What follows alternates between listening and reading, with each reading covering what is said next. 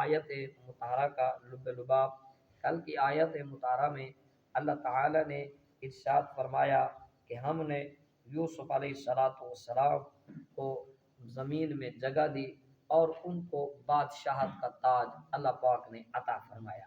اللہ فرمایا یتبوأ منہا حیث یشاء، ہم جسے چاہتے ہیں، فرمایا جہاں وہ چاہتے تھے اس زمین میں رہتے تھے۔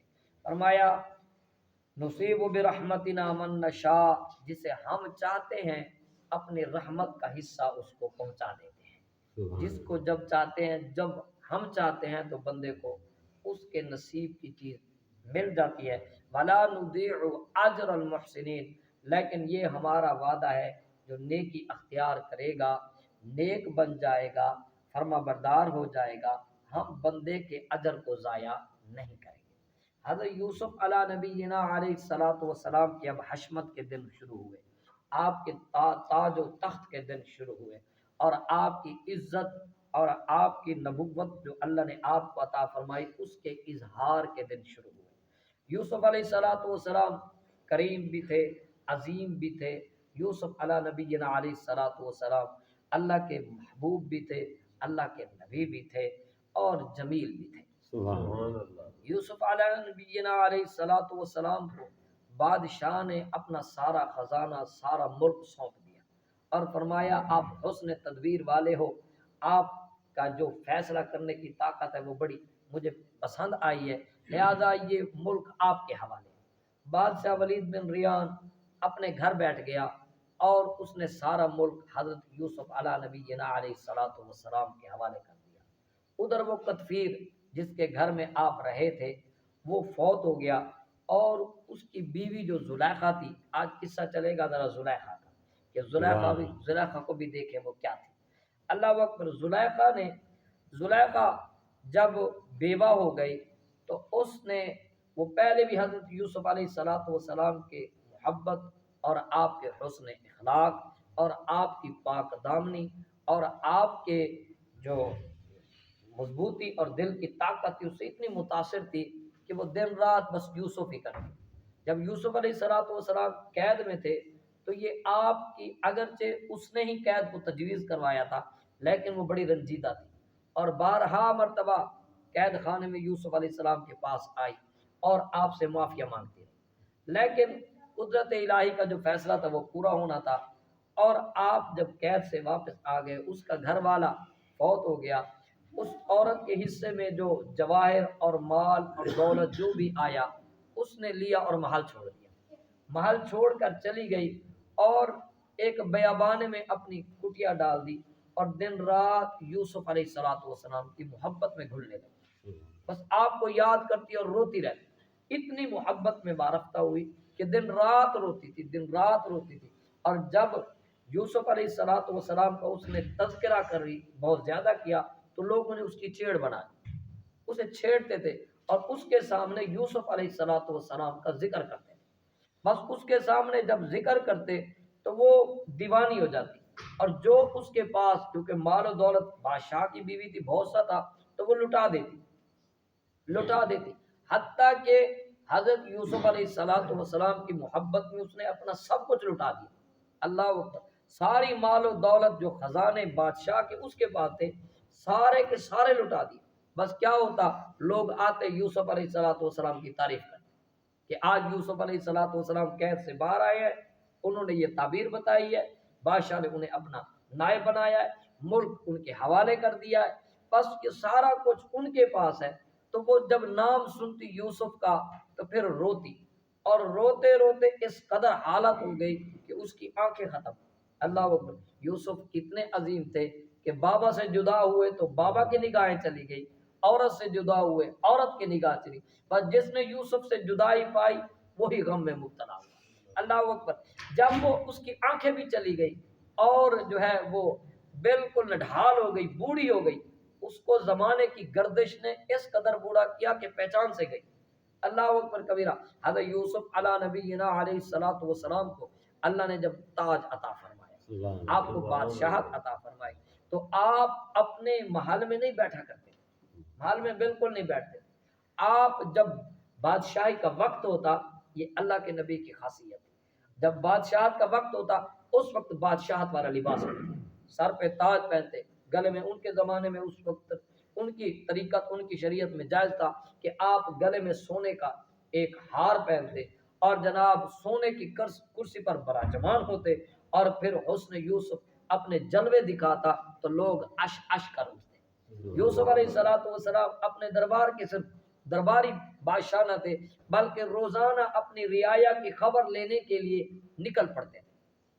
جب نکل پڑتے تو جناب لوگوں کا اجدھام آ جاتا، ادھر سے قحط سالی شروع ہو گئی اور لوگوں کے پاس غلے ختم ہوئے، تو پھر آپ کے چاہنے والے، متوالے اور آپ کی زیارت کرنے والے اور آپ سے سوال کرنے والوں کا ایک جمع غفیر، اور یہ وہ بادشاہ نہ تھا جس کا پروٹوکول ہو کہ بندہ ہی کوئی نہ نیڑے آئے، آپ جس راستے سے گزرتے وہ راستہ بھر جاتا بندوں سے، اور آپ کے آگے جو ہے سپاہی چلتے، وہ لوگوں کو دور کرتے کہ راستہ دے دو، کہ کسی کی خبر گیری کرنی ہے، کسی کے حالات کو دیکھنا ہے۔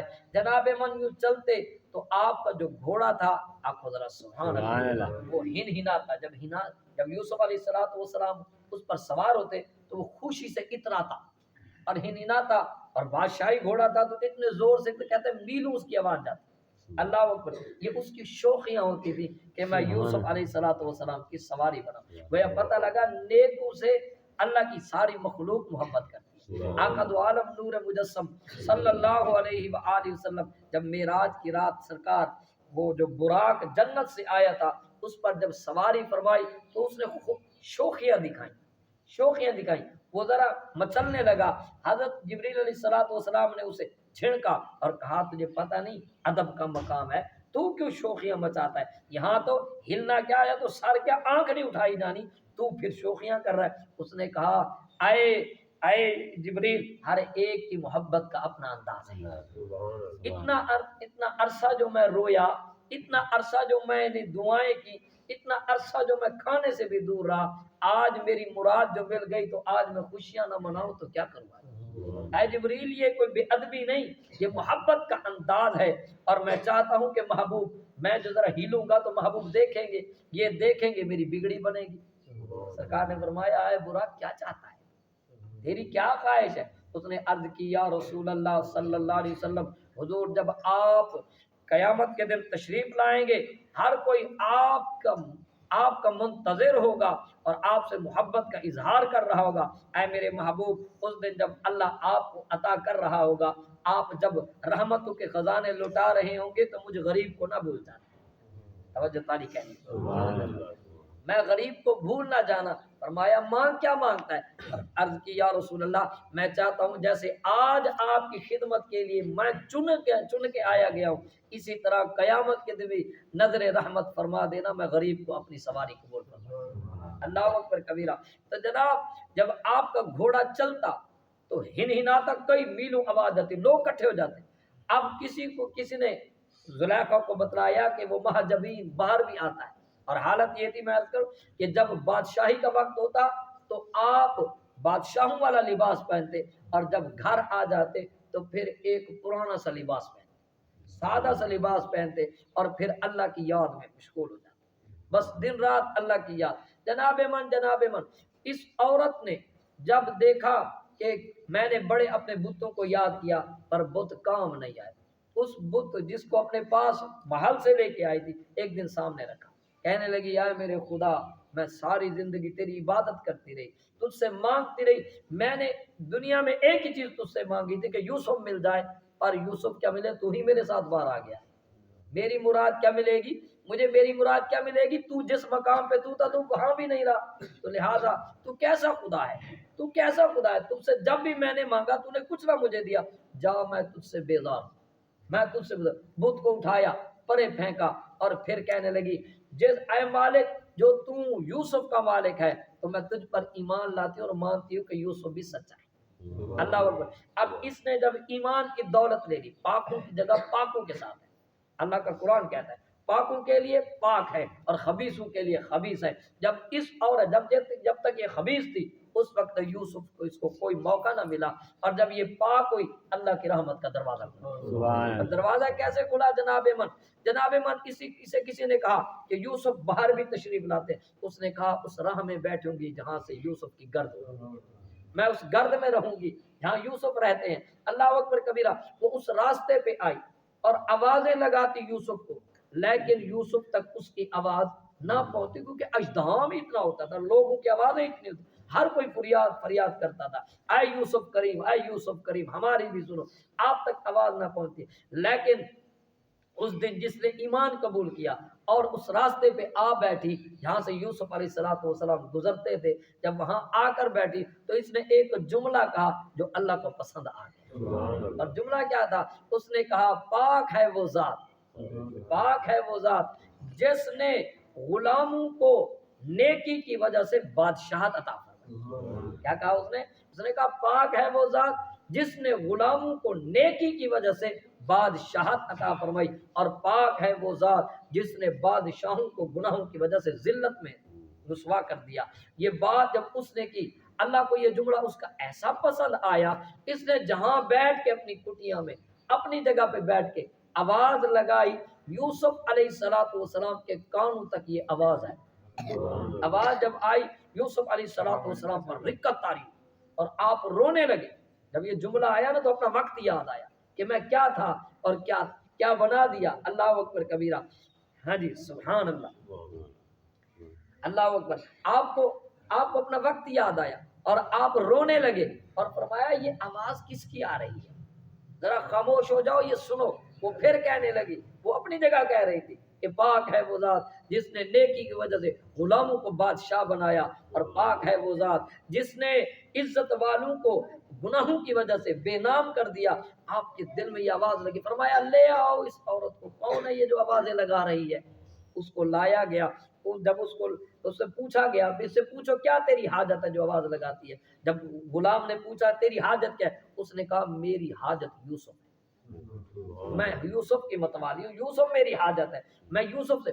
بادشاہ کو پتا چلا، انہوں نے کہا اسے میرے محل میں بھیج دو، میں ذرا رعایا کی خبر گیری کر لوں، پھر اس سے ملاقات کرتا ہوں۔ یوسف علیہ السلام چلے گئے، اس عورت کو محل میں لایا گیا۔ اب قسمت بدل رہی ہے، رحمت آ رہی ہے، نیکی کا یہ اثر ہے۔ اللہ اکبر کبیرہ، وہ عورت گھر پہنچ گئی۔ یوسف علیہ السلام شام کو جب اپنے گھر واپس لوٹے، آپ اپنے اس خاص کمرہ میں جہاں اللہ کی یاد منایا کرتے تھے، اس کمرے میں ابھی جا کر بیٹھے تھے کہ دل پر القاء ہوا، یوسف ہماری عبادت بعد میں ہے، پہلے اس بندی سے مل لو، جو بندی تمہارے انتظار میں ہے اس بندی سے تو مل لو، ہماری عبادت بعد میں ہے۔ یوسف علیہ نبی علیہ السلام نے اپنے غلام کو فرمایا وہ بوڑھیا عورت کا کیا بنا، وہ کدھر ہے، وہ کدھر ہے؟ کہا گیا جی وہ تو آپ کے انتظار میں بیٹھی ہے۔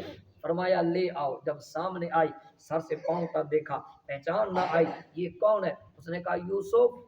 حیران ہو گئی، یہ میرا نام جانتی ہے؟ فرمایا مجھے جانتے ہو میں کون ہوں؟ آپ نے فرمایا تو کون ہے، بتا تو کون ہے؟ اس نے کہا میں وہی راندی ہوئی، وہی کمزور، وہی آپ کی عاشقہ، وہی آپ سے محبت کی وجہ سے اپنا سب کچھ قربان کرنے والی زلیخا ہوں۔ میری طرف نظر دیکھیے۔ حضرت یوسف علیہ نبی علیہ السلام پر رقت طاری ہوئی اور رونے لگے۔ فرمایا اے زلیخا اور باتیں بعد میں کرنا، پہلے وہ جملہ تو سناؤ جو سنایا تھا، جو وہاں لگایا تھا، آج پھر تو سناؤ۔ پھر اس نے جملہ سنایا۔ حضرت یوسف علیہ السلام رو دیے اور روتے رہے۔ فرمایا واقعی میرا رب بڑا کریم ہے، جسے چاہے جہاں چاہے جیسے چاہے کر دے۔ اللہ اکبر کبیرہ، اللہ اکبر۔ کسی کو تاج سلطانی، کسی کو بھیک در در دے، میرے مالک تیری مرضی جدھر چاہے ادھر کر دے۔ اللہ اکبر۔ اس نے کہا یوسف دیکھو میری آنکھیں آپ کی محبت میں چلی گئی، مجھے دیکھو میرا حسن آپ کی محبت میں چلا گیا، مجھے دیکھو میرا مال سارا لٹ گیا، مجھے دیکھو تو صحیح میں سب کچھ بدنام ہوئی، آپ کی وجہ سے ہوئی، یہ سارا نظام آپ کے لیے ہوا۔ اب تو میں پہلے بتوں سے مدد مانگتی تھی، اب تو میں اس سے مدد مانگتی ہوں جو آپ کا رب ہے۔ اللہ ادھر یہ باتیں ہوئی، ادھر اللہ نے جبریل کو بھیجا۔ ذرا اچھا تو کہو یار سبحان اللہ۔ اللہ نے جبریل کو بھیجا، اے میرے پیارے یوسف ہمارا حکم ہے اس بی بی سے نکاح، اس بی بی سے نکاح کرو۔ اللہ اکبر کبیرہ۔ حضرت یوسف علیہ نبینا علیہ الصلوۃ والسلام بھی ایک دفعہ اس کی قسمت پہ ناز کر اٹھے، وہاں تیرے نصیب جاگے، کیسے جاگے؟ کہ آپ نے فرمایا اللہ کا حکم آ گیا ہے، اب جو تو چاہے گی میں یوسف کو کروں گا۔ میں پہلے بھی اسی کا پابند تھا، میں اب بھی اسی کا پابند ہوں۔ پہلے اسی کے حکم کی وجہ سے میں نے اتنی مصیبتوں کو سر لیا اور تجھ سے تیرے قریب نہ آیا، اب اسی کا حکم آیا۔ جس حالت میں تو ہے، آپ کو نظر سبحان اللہ، جس حالت میں تو ہے مجھے قبول ہے۔ اللہ اکبر کبیرہ، تو مجھے قبول ہے۔ یوسف علیہ نبینا علیہ الصلوۃ والسلام نے فرمایا نا مجھے قبول ہے۔ اللہ نے فرمایا اے یوسف آپ حسین ہو اور ہم پاکوں کو پاک چیزیں دیتے ہیں۔ یہ اس وقت پلیت تھی، پلیتی کا راستہ اختیار کرتی تھی، ہم نے آپ کو بچائے، اب جب یہ پاک ہو گئی ہے اب جو یہ چاہے وہ کر دو۔ پہلے اس کی نہیں مانی گئی، اب اسی کی ماننی ہے۔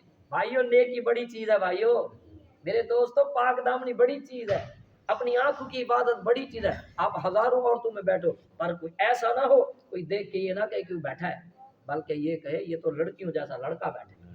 ہاں آپ کسی کی بہنوں میں بیٹھو نا تو کسی کو یہ نہ کہ یار یہ لانتی آدمی ہمارے گھر ہی نہ آئے، ایسا نہ ہو، ایسا نہ ہو۔ بلکہ آپ نوجوان ہو، آپ کسی کے گھر میں جاؤ تو کوئی یہ نہ کہے کہ یار یہ نہ آئے، بلکہ لوگ خود کہیں یار اس کو آنا چاہیے۔ اللہ اکبر کبیرہ، پھر یہ کام بنتا ہے۔ اللہ نے فرمایا اب جو یہ چاہتی ہے وہ کر دو۔